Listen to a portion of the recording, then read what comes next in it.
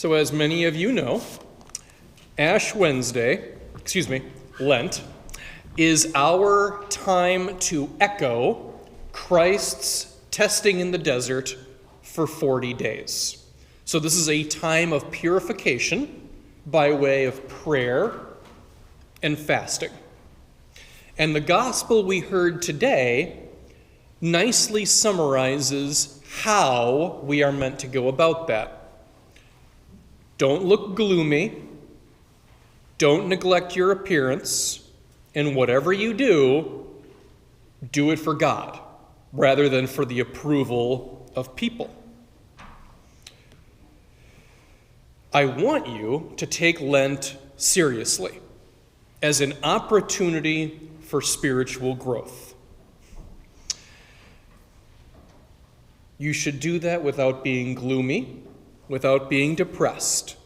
In fact, you should be jazzed and ready to go. You should feel today like a runner at the starting line of a race. That is what Ash Wednesday should feel like. Attitude. It's largely about attitude. That is what makes Lent real. That is what makes Lent worthwhile. And here's the thing. There is something I very strongly believe in. I believe in mind over matter. There is truth in that little phrase, and it's not about psychic powers. It's not about moving objects with your mind like in the movies. Mind over matter simply means that your consciousness, your awareness, has a very real effect on the rest of reality. And one simple way that becomes real is if you see something as boring, a pain in the neck, or a chore, you will very likely do that thing poorly and with very little enjoyment. This is largely how many of us feel about our first minimum wage job. You know, we drag ourselves to that job because it's a pain in the neck chore. And we put up with it because we need the money. But there's very little for us to gain during our workday, at least spiritually. And if you think about it, housework can often feel like the same thing minus the money. I remember growing up during the summer months. Every once in a while, my parents would wake us all up saying, "Hey kids, get up, get up. Guess what? We are going to spend this entire beautiful day together weeding the entire backyard. So get up, we have a long day ahead of us."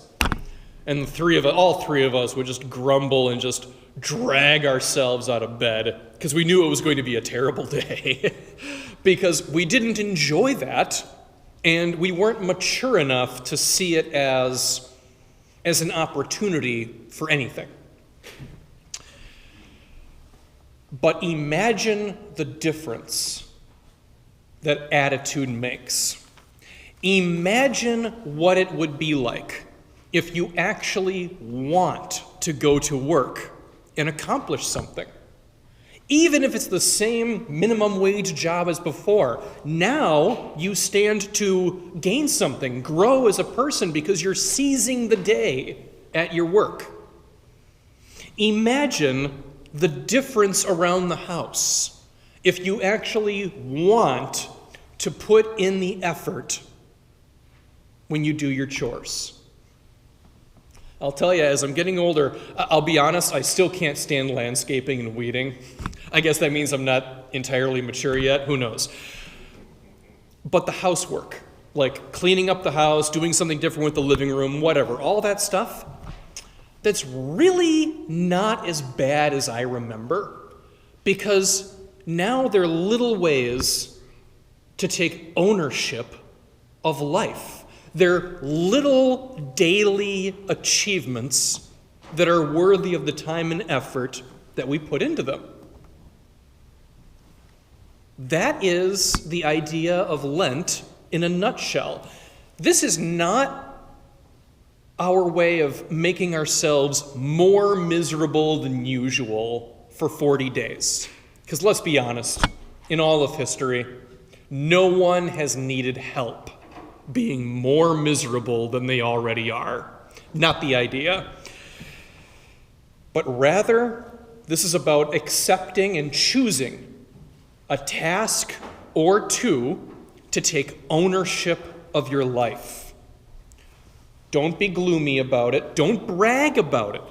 But prove to yourself and God that you can be resolute, determined, and strong. Because if your Lenten sacrifice is physical, mental, or spiritual, it all counts if you do it for God.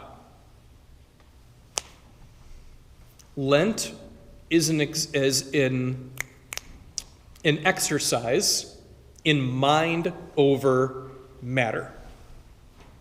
If we so choose, we can be better, wiser, and stronger than we were before, and all it really takes is the right attitude to see something not as a punishment and a curse, but as a challenge and an opportunity. So if you haven't thought of your Lenten sacrifice yet, be sure to pick something and settle on it by the end of the day. Challenge yourself to be a better version of who you are. And if you do that, the Holy Spirit will be with you in these 40 days, as surely as he was with Christ for 40 days when he was tested in the desert.